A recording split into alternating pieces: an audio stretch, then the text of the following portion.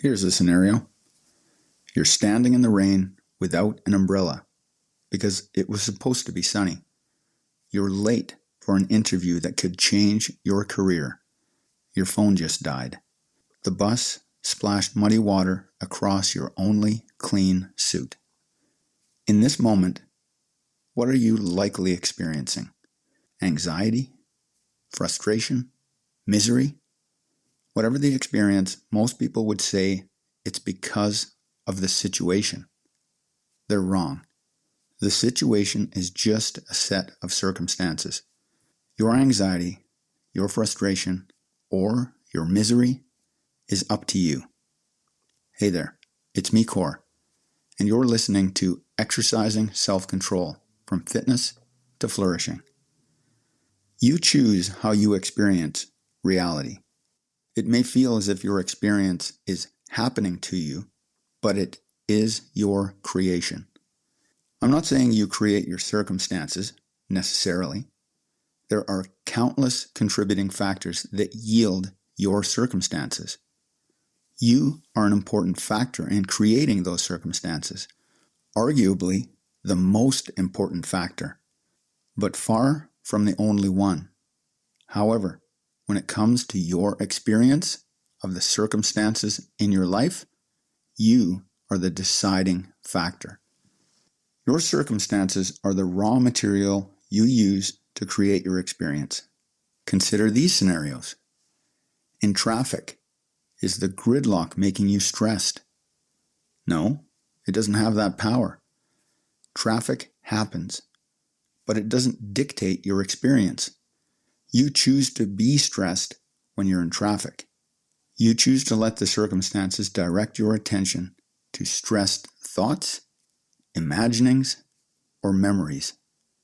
At work, when your colleague takes credit for your project, do they make you bitter? No, you make yourself bitter. You could choose curiosity about their insecurity, compassion for their need for recognition, or strategic thinking about how to document your contributions going forward. In relationships, when your partner forgets your anniversary, do they make you feel unloved? No, you create that feeling.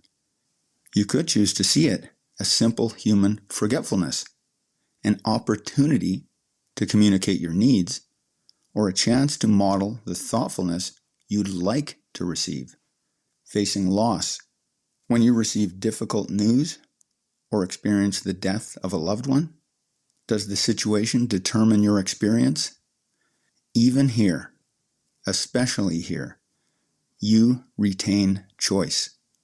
You might choose grief, a healthy response, but you also choose whether to add suffering through resistance or to find meaning through acceptance.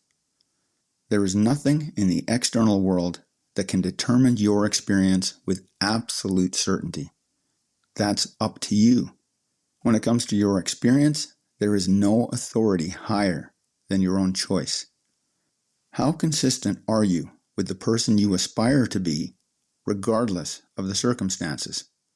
In any circumstance, whatever is happening, you have choice. Ask yourself these questions in order to exercise your power.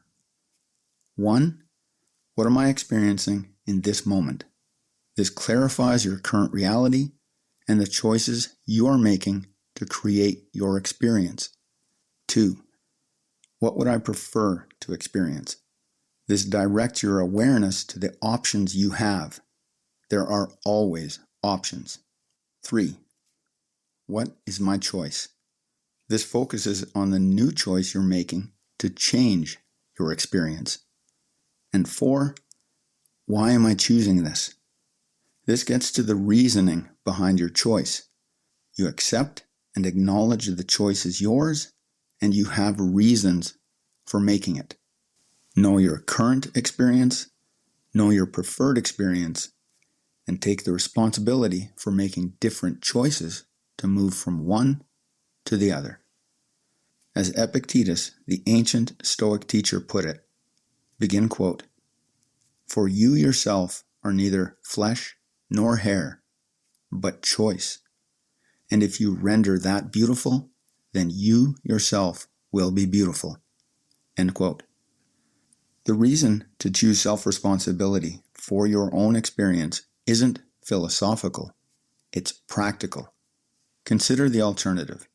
If you expect someone else to be responsible for your experience, to care more than you do about your life, you're setting yourself up for perpetual disappointment.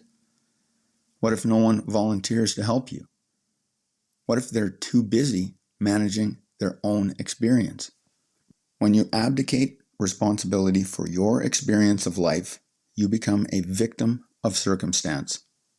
You float through life like a rudderless ship in the ocean, tossed by every wave, at the mercy of every current. You give away your power to traffic jams, weather patterns, other people's moods, and random events. Or worse, you might resort to manipulation. Are you going to physically force others to make you happy, lie, cheat, or pressure them with guilt or shame? What happens to your own opinion of yourself if you do any of those things? If you won't assert self-responsibility for your life, what are you counting on?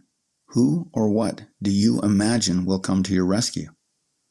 Who should choose to be responsible for your life if it isn't you? The stakes are nothing less than the quality of your entire existence. Every moment you refuse to take responsibility for your experience is a moment you've given away. And unlike money or possessions, you can't get those moments back. This doesn't mean choosing your experience is easy.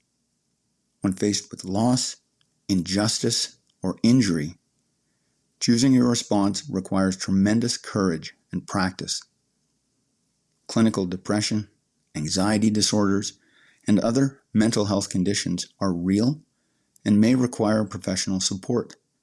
Even then, you retain choices about seeking help, following treatment, and working with your circumstances rather than against them. The principle remains true even when its application feels impossibly hard. In fact, it's in those most challenging moments that the principle matters most.